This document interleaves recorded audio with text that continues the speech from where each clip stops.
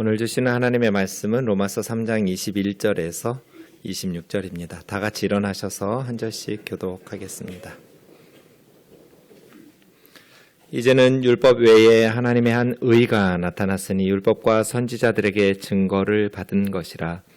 곧 예수 그리스도를 믿음으로 말미암아 모든 믿는 자에게 미치는 하나님의 의인이 차별이 없느니라. 모든 사람이 죄를 범하였음에 하나님의 영광에 이르지 못하더니 그리스도 예수 안에 있는 속량으로 말미암아 하나님의 은혜로 값없이 의롭다 하심을 얻은 자 되었느니라. 이 예수를 하나님이 그의 피로써 믿음으로 말미암는 화목제물로 세우셨으니 이는 하나님께서 길이 참으시는 중에 전에 지은 죄를 간과하심으로 자기의 의로우심을 나타내려 하심이니 곧 이때 자기의 의로우심을 나타내사 자기도 의로우시며 또한 예수 믿는 자를 의롭다 하려 하심이니라. 아멘. 자리에 앉으셔서 기도하겠습니다. 우리를 진리를 알게 하시고 모든 사람이 구원 얻기를 기뻐하신다고 말씀하신 하나님, 말씀으로 오늘 또 우리를 가르쳐 주셔서 이 주신 하나님의 말씀의 은혜와 축복이 듣는 모든 이들에게 임할 수 있도록 역사하여 주옵소서. 미련하고 연약한 종을 주님 손에 맡기옵고 예수님의 이름으로 기도하옵나이다. 아멘. 세상에는 두 부류의 위험한 사람들이 있습니다. 착하게 사는데 예수님을 믿지 않는 사람. 이 사람들이 왜 위험할까요? 다른 많은 사람들이 멸망의 길로 갈 수 있도록 인도하기 때문입니다. 두 번째 부류는 예수님을 믿는다고 하는데 악하게 사는 사람들. 이 사람들이 왜 위험할까요? 이 사람들을 보고 안 믿는 사람들이 예수님을 믿는 것을 포기할 것이기 때문입니다. 두 부류의 사람들 모두 많은 사람들을 영원한 멸망으로 인도하기 때문에 위험합니다. 지금 우리가 사는 이 시대에 일본에 속한 가장 대표적인 분 누구 떠오르세요? 너무나 착하게 사는데 그래서 많은 사람들이 존경하고 따르는데 예수님을 믿지 않아요. 두 번째에 해당하는 분은 누구를 떠오르세요? 본인은 예수님을 믿는다고 하는데 제가 볼 때 안 믿거든요. 근데 너무나 악하게 살아요. 물론 소수의 추종자들이 있어요. 그러니까 계속 목회하시겠죠? 근데 다수의 국민들이 그 사람 때문에 교회 나가지 않겠다고 말해요. 얼마 전 시골에 내려가는 기차를 탔는데 옆자리에 한 아저씨가 앉으셔서 몇 시간 동안 법륜 스님의 증문즉서를 들으시면서 가는 거예요. 법륜 스님이 강연회를 가면 저렇게 많은 사람들이 모여요. 너무나 지혜롭고 유머러스하게 말씀을 참 잘 전하세요. 그런데 법륜 스님은 너무 착하게 살아요. 삶도 너무나 모범적이에요. 탐욕을 부리지를 않아요. 그리고 정직하고 진실해요. 그리고 겸손해요. 참 착하고 바르게 사시는 분이에요. 그래서 많은 사람들이 스님의 말을 통해서 위로를 받고 격려를 받아요. 스님이 책을 쓰면 그 책은 언제나 베스트셀러가 돼요. 그런데 예수님을 믿지 않아요.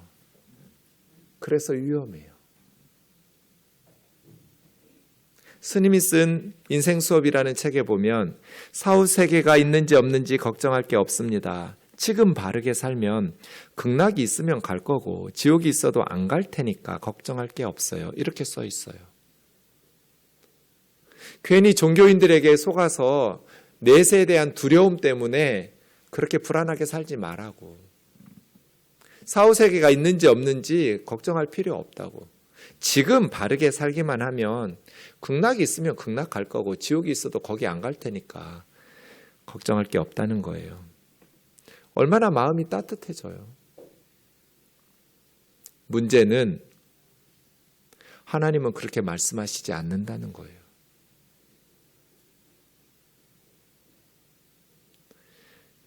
지금 여러분 바르게 살고 계세요?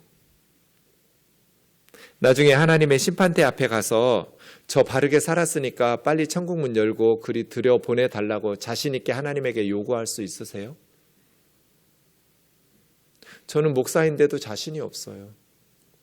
바르게 살고 싶은데 바르게 못 살아요.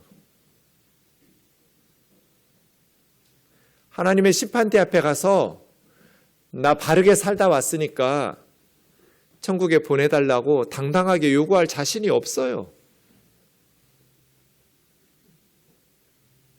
그래서 하나님과 다른 말씀을 하고 계시기 때문에 너무나 착하고 지혜롭고 너무나 많은 사람들에게 위로를 주면서 바르게 살고 계시는데 예수님을 믿지 않아도 된다고 말하기 때문에 위험해요.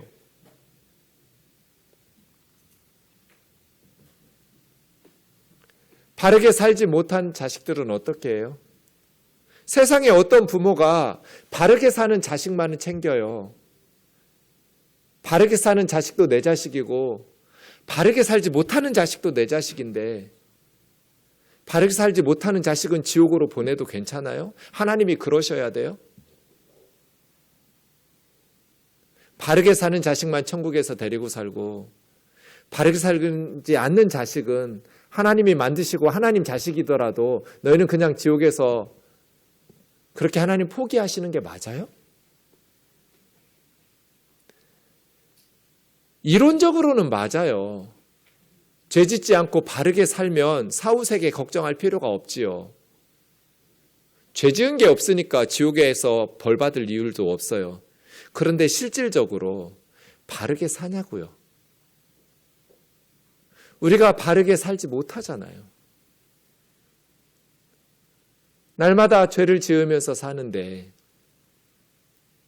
하나님의 심판대 앞에 가서 나 양심껏 바르게 살다 왔으니까 천국 들여보내 달라고 누가 말할 수 있냐는 거예요.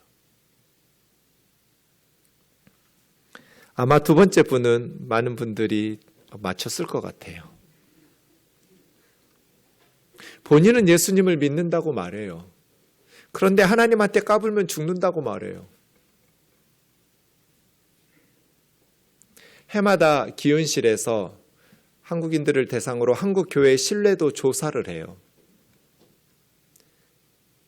젊은이들이 75% 정도가 한국 교회를 신뢰하지 않는다고 대답했어요. 특히 30, 40대는 4명 중에 3명이 한국 교회를 믿지 않는다. 목사들의 말을 신뢰하지 않는다고 대답했어요. 20대들도 거의 70%예요. 젊은이들이 왜 교회에 없겠어요? 지금 젊은이들은 한국 교회와 목회자들의 말을 신뢰하지 않아요. 그게 75%예요. 교회를 신뢰하지 않는데 교회 나가고 싶겠어요? 왜 신뢰하지 않느냐고 물었더니 1번이 정광훈 목사 때문이에요. 가장 많은 젊은이들이 정광훈 목사와 교회 세습과 목회자의 성범죄와 불투명한 재정 운영 이런 순서로 한국 교회와 목사들을 신뢰할 수 없다고 대답했어요. 정광훈 목사는 아들에게 세습도 해요. 목회자의 성범죄적인 발언, 문제성 발언들도 여러 차례 하셨어요. 교회 불투명한 재정 운영은 말할 것도 없어요. 성도들은 목사가 교회 돈을 어떻게 쓰는지 관심 갖지도 말라고 가르쳐요. 알아서 쓸 테니까. 그래서 한국 교회를 신뢰할 수 없다고 말해요. 예수님을 믿는다고 말하는데 착하게 살지 않으니까 한국 교회의 신뢰도가 추락하고 교회에 대한 신뢰도가 추락하니까 젊은이들이 교회를 안 나오는 거예요. 그래서 이 두 부류의 사람들이 위험해요. 착하게 사는데 예수님을 믿지 않아도 된다고 가르치는 사람.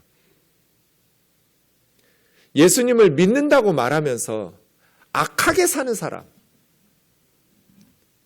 그래서 앞으로 저는 3번 로마서 강의 설교를 할 텐데 오늘은 왜 예수님을 믿어야 하는지를 설교할 것이고 나머지 2번은 어떻게 착하게 살 수 있는지를 설교할 겁니다.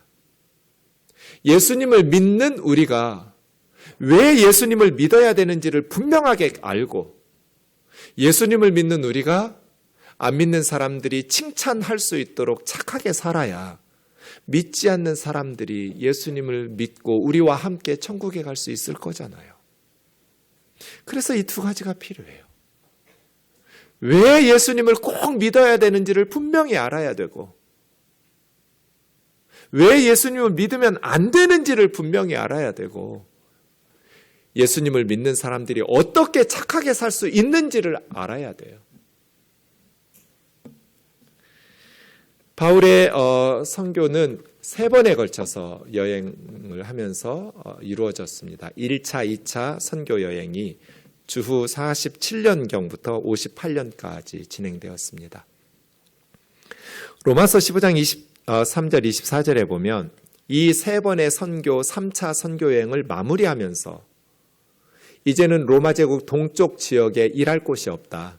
주요 도시들마다 교회가 세워졌고 교회를 이끌어갈 수 있는 리더들이 세워져서 교회가 자립되었기 때문에 이제는 로마 제국 동쪽 지역에는 일할 곳이 없고, 여러 해 전부터 나는 로마 제국 서쪽 지역, 서바나까지, 지금 스페인이에요.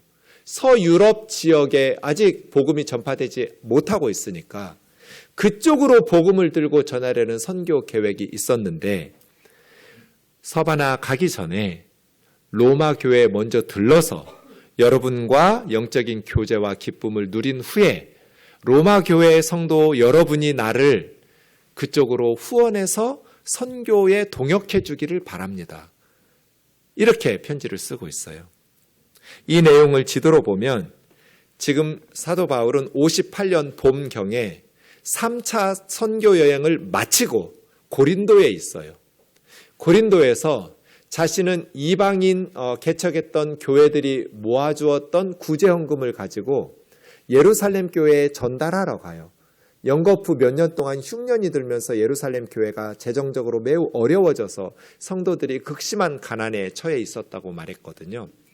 그래서 개척했던 이방인 교회들이 모아주었던 연보를 가지고 전달하러 가기 전에 편지 한 통을 써서 로마로 보내요. 그게 로마서예요.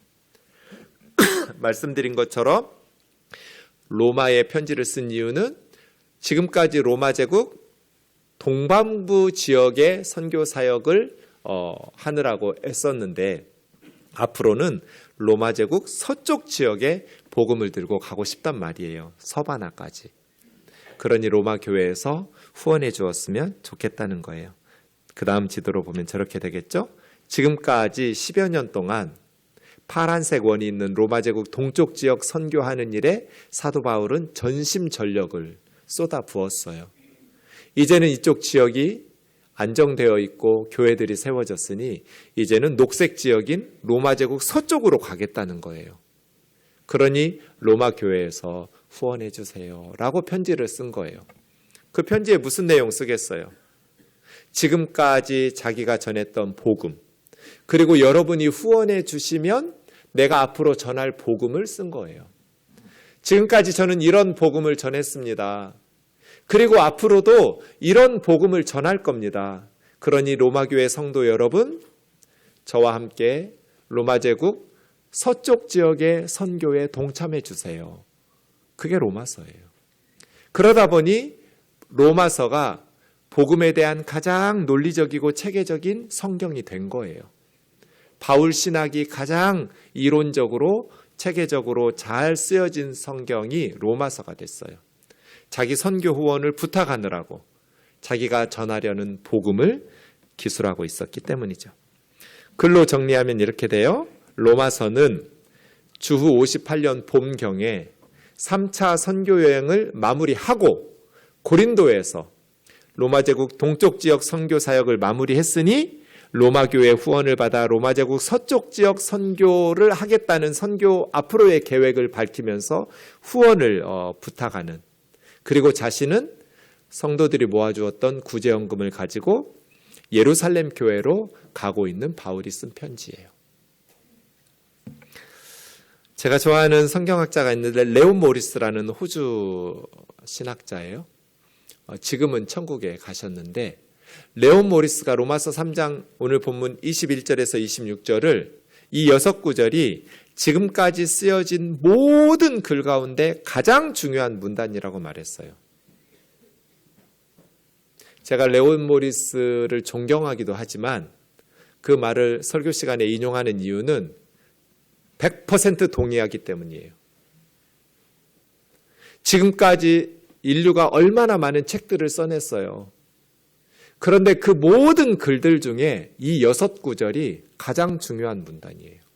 왜 그러냐면 이 6구절이 우리의 신앙과 삶을 세우고 넘어지게 하는 기준이 되기 때문이에요. 이 6구절이 우리를 천국으로 인도할 수도 있고 천국에 못 들어가게 할 수도 있는 기준이 되는 말씀이기 때문이에요.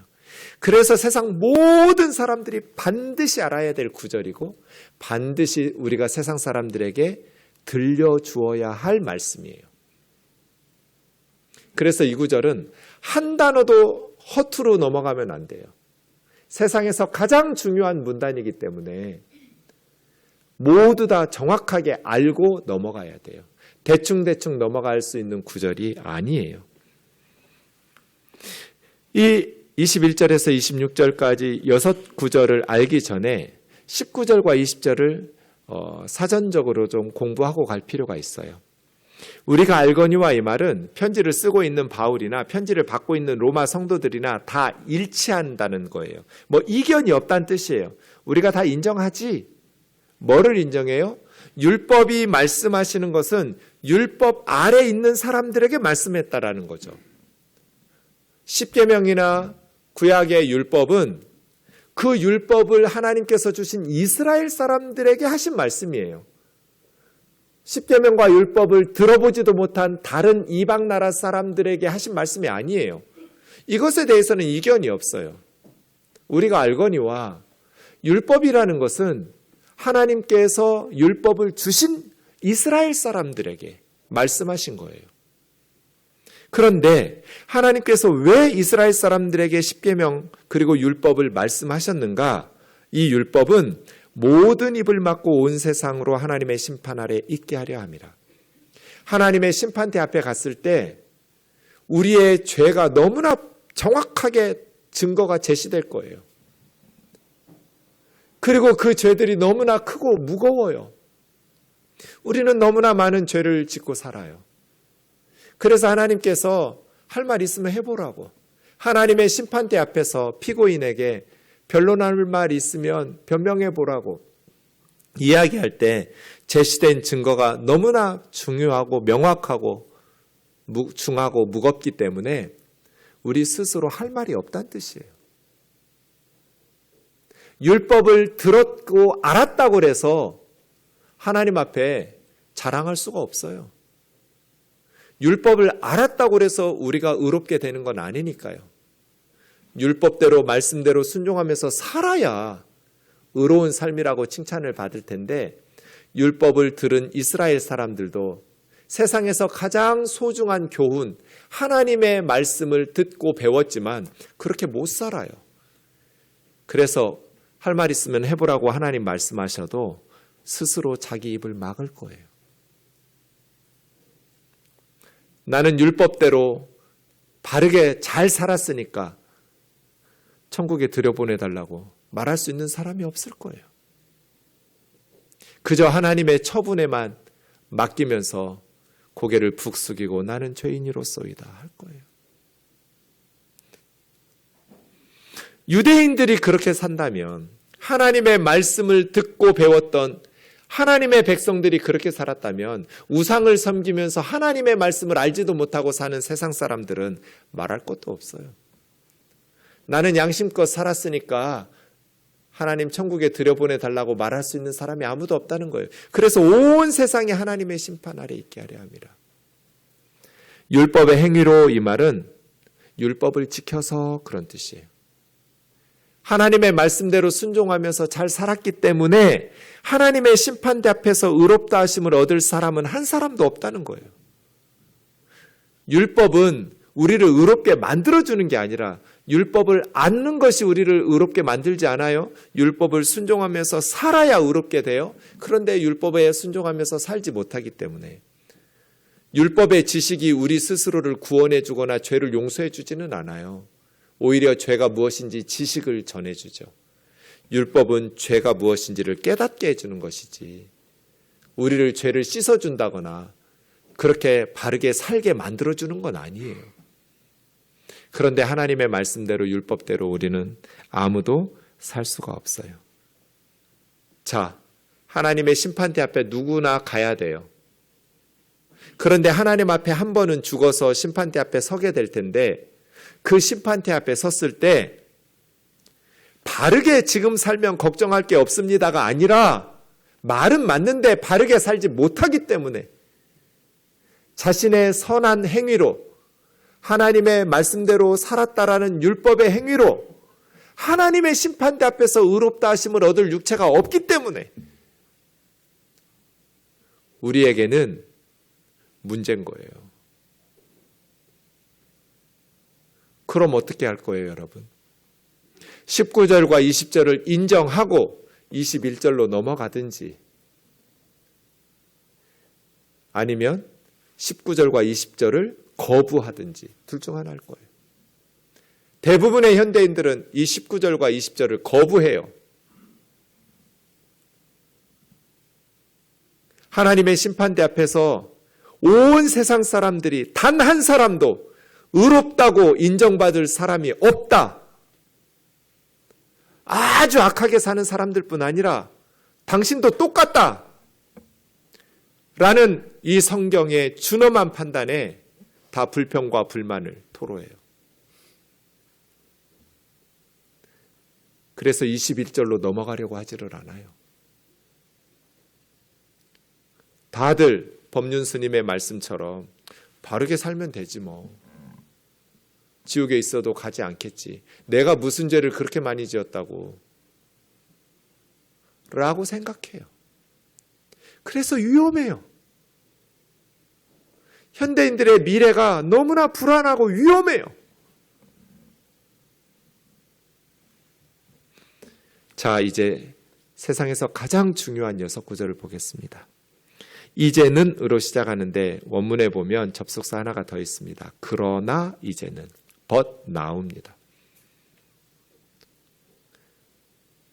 하나님 앞에서 의롭다함을 얻을 육체가 없습니다. 하나님의 심판대 앞에서 나 착하게 살다 왔습니다. 양심껏 바르게 살다가 왔습니다. 그러니 천국문 열어주세요. 라고 말할 사람이 한 사람도 없다는 거예요. 그래서 이제는 율법 외에 이 말은 율법의 방식으로 아니라 이런 뜻이에요. 착하게 사는 그런 방식이 아니고 새로운 방식으로 무슨 방식으로? 복음의 방식으로 예수의 방식으로 그런 뜻이에요. 율법을 지켜서 착하게 살아서가 아니라 율법의 방식이 아닌 복음의 방식, 믿음의 방식, 예수 그리스도의 방식으로 하나님의 한 의가 나타났으니 율법과 선지자들에게 증거를 받은 것이라. 하나님이 갑자기 뒤늦게 생각하신 방식이 아니에요. 율법과 선지자 이미 수십 세기 전부터 구약 성경에 예언해 놓았던 거예요. 아니 천지 창조 이전부터 인간들이 에덴 동산에서 선악과 따먹은 순간부터 하나님께서는 창세기 3장에 약속하시고 말씀하셨어요. 너희들이 만들어내는 무화과나무 잎으로는 너희 죄를 가릴 수 없다. 인간의 그 어떤 종교나 교육이나 인간의 그 어떤 지식이나 그 어떤 철학으로도 너희들의 죄를 스스로 너희 힘으로 가리는 그런 무화과나무 잎은 없다. 하나님께서 가죽옷을 지어서 용서의 선물을 주신 거잖아요. 가죽옷을 아담과 하와에게 주셨다는 건 어떤 짐승이 죽은 거예요. 누가 죽었어요? 피 흘리고 여자의 후손이 사탄에게 발 뒤꿈치를 상하고 그 뱀의 머리를 부수는 모든 인간은 다 남자와 여자의 후손인데 예수님만 성령으로 동정녀 마리아에게서 나시니 여자의 후손이죠. 사람으로 오시는 죄 없는 하나님의 아들이 너희를 대신해서 희생됐기 때문에 그분의 피 흘리심으로 하나님의 선물인 가죽옷이 사람들에게 주어지는 거잖아요.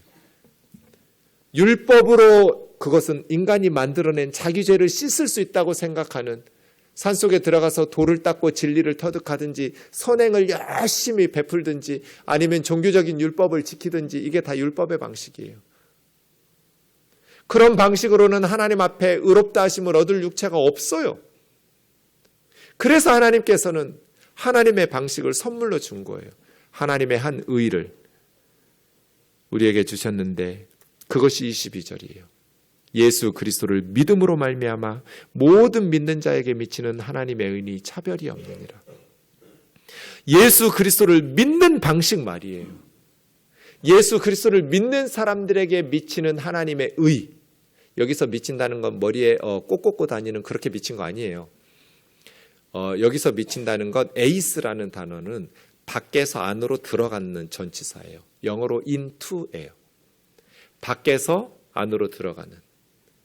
예수 그리스도를 믿는 사람에게 하나님의 의가 들어가는 거예요. 이게 미친다라고 번역한 거예요.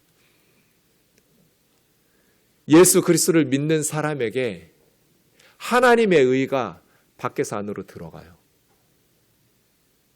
차별이 없어요. 남녀노소 빈부 귀천 누구도 차별이 없는 하나님의 의를 선물로 받아요. 이것이 하나님의 의예요. 하나님의 방식이에요. 바르게 산 자식들도, 바르게 살지 못했던 자식들도 하나님의 자식들이에요. 착하게 살고 똑똑하고 잘생긴 자식만 내 자식 아니에요. 못나고 어리석게 사는 자식도 내 자식이에요. 부모는 모든 자식들을 천국으로 인도하고 싶으죠. 하나님께서는 예수 그리스도를 십자가에 내어 주심으로써 누구든지 그 예수 그리스도를 믿음을 통해서 하나님의 의라는 가죽옷을 선물로 주세요. 그래서 그의 죄를 덮어주시고 가려주시고 씻어주세요. 이것이 하나님의 방식이에요. 모든 사람이 죄를 범하였음에 하나님의 영광에 이르지 못하더니, 성경은 너무나도 명확하게 말해요. 모든 사람이 단 한 사람도 예외가 없이 죄를 범하였음에 하나님의 영광에 이를 수 없다. 하나님의 영광이라는 것은 하나님을 바라보면서 예배하고 찬양하고 함께 사는 거예요. 하나님께서 천국에서 하나님 아버지 역할을 해주시는 것을 누리면서 하나님의 복을 누리며 함께 축복된 삶을 사는 거. 하나님의 영광. 그런데 그 하나님의 영광에 이룰 수 있는 사람이 아무도 없어요. 왜? 죄 때문에. 모울조교가 말해요. 창녀와 거짓말장이와 살인자들은 하나님의 영광에 미치지 못한다. 하지만 당신도 마찬가지다. 그들은 갱도 제일 밑바닥에 서 있고 당신은 높은 산꼭대기에 서 있을지 모르지만 당신이나 그들이나 별에 손이 닿을 수는 없다. 사는 게 다 똑같다고 말하지 않아요, 성경에서. 어떤 사람은 정말 산꼭대기에 높은 곳에서 사는 사람처럼 정말 착하고 윤리적으로 고상하게 사시는 분들이 있어요. 어떤 사람은 갱도 저 밑바닥에 있는 사람처럼 정말 밑바닥 인생을 사는, 너무나 악하게 사는 사람들도 있어요. 하늘과 땅만큼이나 다르게 살아요. 삶의 방식이 너무나 달라요. 그런데 하늘의 별이 손에 닿지는 않아요. 다 똑같다는 거 아니에요. 달라요. 고상하게 사는 사람이 있고 밑바닥 인생을 사는, 악하게 사는 사람들이 있는데, 문제는 모든 사람이 죄를 범하였음에 하나님의 영광에 이르지 못하더니라는 거예요. 이것을 인정하고 내 스스로는 하나님 나라에 들어갈 수 없다. 하나님의 심판대 앞에 서면 두렵다, 떨린다. 나의 선행이나 지식으로, 내 말솜씨로 하나님을 설득해서 천국에 들어갈 자신이 없다 라고 말하는 사람들은 다른 방법을 찾겠죠. 그런데 나만큼만 살라고 그래. 양심껏 살면 됐지. 뭐 그렇게 예수 믿고 교회를 꼭 다녀야 되나? 라고 말하는 사람들이 낭패라는 거예요. 그럼 어떻게 할까요? 23절을 인정해야 24절로 넘어갈 수가 있어요. 하나님, 저는 죄인입니다. 언젠가 죽을 텐데 내가 죽고 나서 하나님의 심판대 앞에 서면 저는 두렵습니다. 착하게도 살았지만 못된 짓도 너무나 많이 저질렀기 때문입니다. 모든 사람이 죄를 범하였음에 하나님의 영광에 이르지 못한다라는 말씀을 인정하면 24절로 넘어가요. 같이 읽겠습니다. 시작. 그리스도 예수 안에 있는 속량으로 말미암아 하나님의 은혜로 값없이 의롭다 하심을 얻은 자 되었다. 하나님의 심판대 앞에서는 율법의 행위로 의롭다함을 얻을 육체가 없습니다. 자기 스스로 착하게 살아서 율법을 준수하며 살아서 양심껏 살아서 하나님 앞에 의롭다고 인정받을 육체가 없어요. 내 스스로 의롭다함을 만들어서 하나님의 심판대 앞에 나아가는 것이 아니라 값없이 의롭다 하심을 선물로 받는 거예요. 이게 은혜란 뜻이에요. 하나님의 은혜로 이 말은 자격이 없는데 하나님께서 선물로 주셔서 받는다는 거예요. 그래서 값없이예요. 우리는 하나님의 구원의 선물, 하나님의 의의 선물을 값없이 선물로 은혜로 받았지만 예수님은 값없이가 아니에요. 그냥 공짜로 주신 거 아니에요. 대신 값을 지불하셨기 때문이에요. 그리스도 예수 안에 있는 속량 때문이에요. 속량이라는 단어를 지금은 사용하지는 않아요. 왜냐하면 선교사님들이 처음 한국 땅에 왔을 때는 지금과 사회적 상황이 달랐어요. 속하다라는 동사가 있었는데 그래서 지금은 그런 상황이 없기 때문에 속하다라는 동사의 의미 중에 어디에 소속된다라는 뜻만 남아 있어요.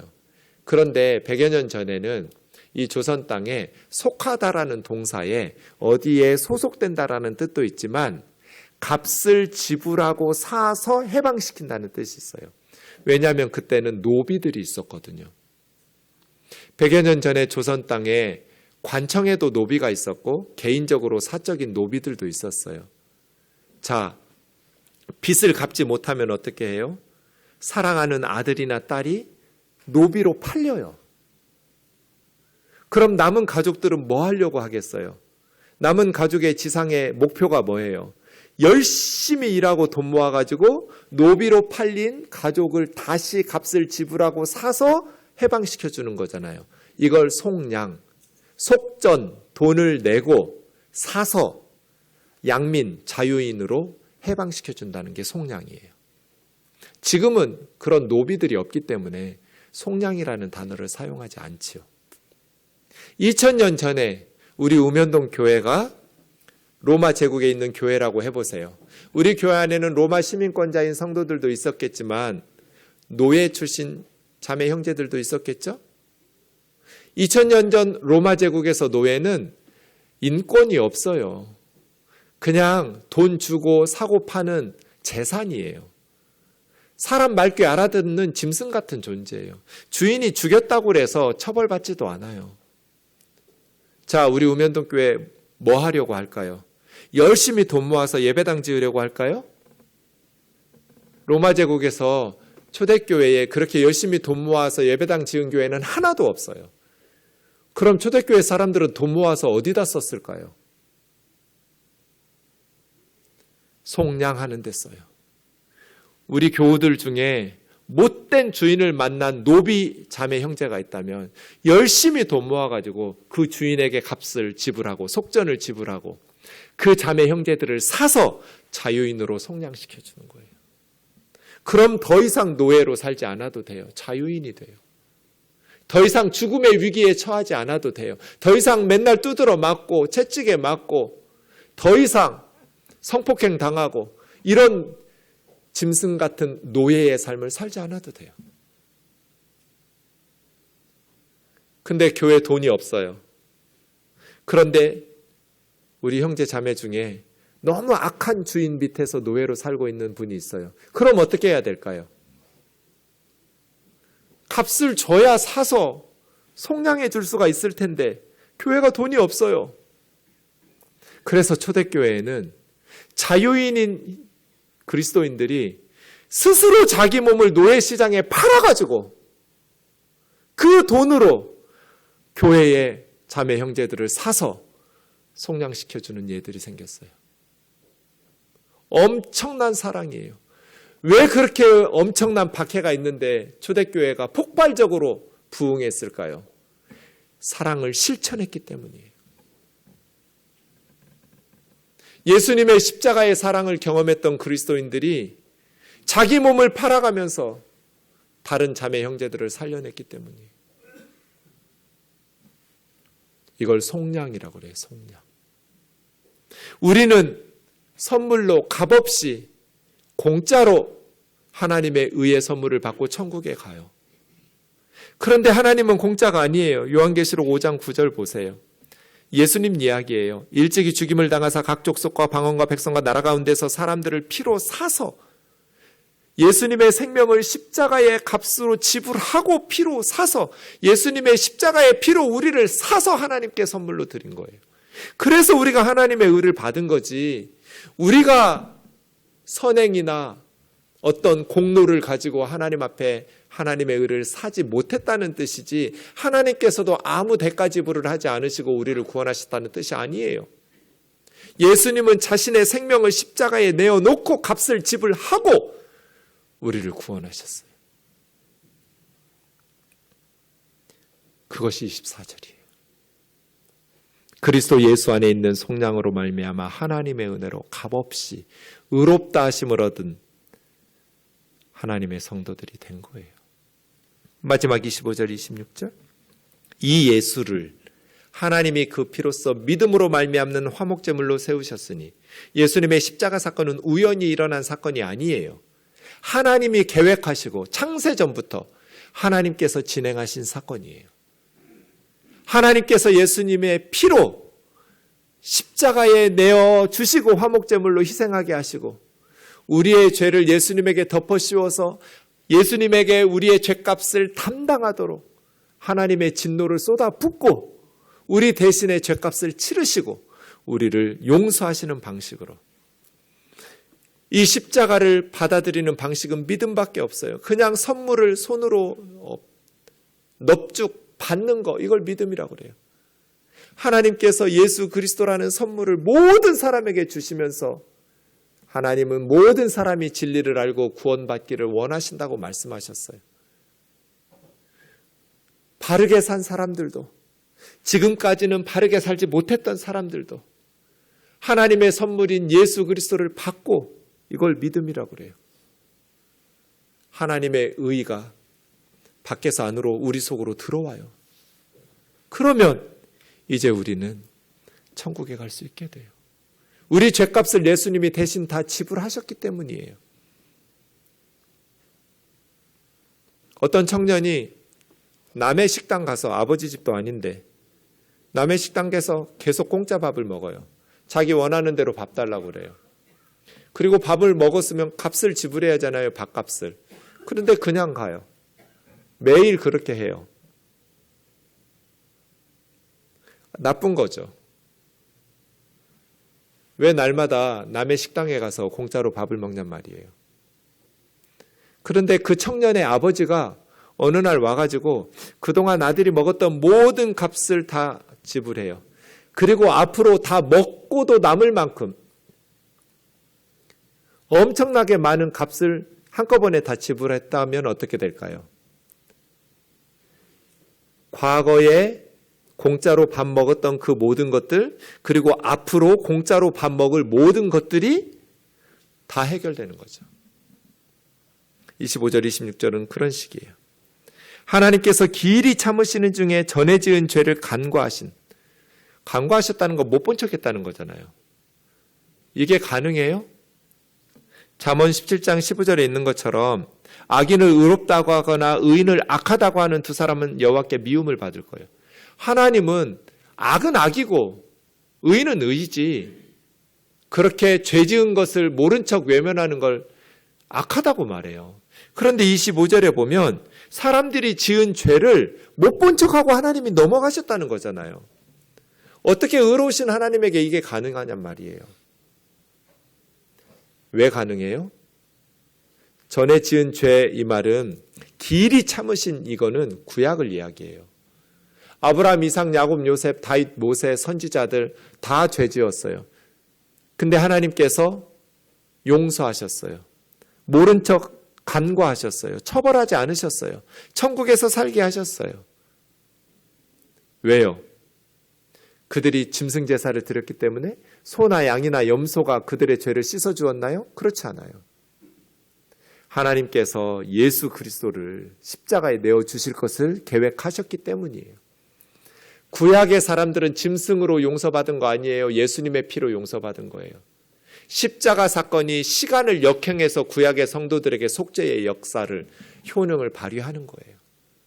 구약 사람들은 율법 지켜서 구원받고 신약 사람들은 예수님 믿어서 구원받는 거 아니에요.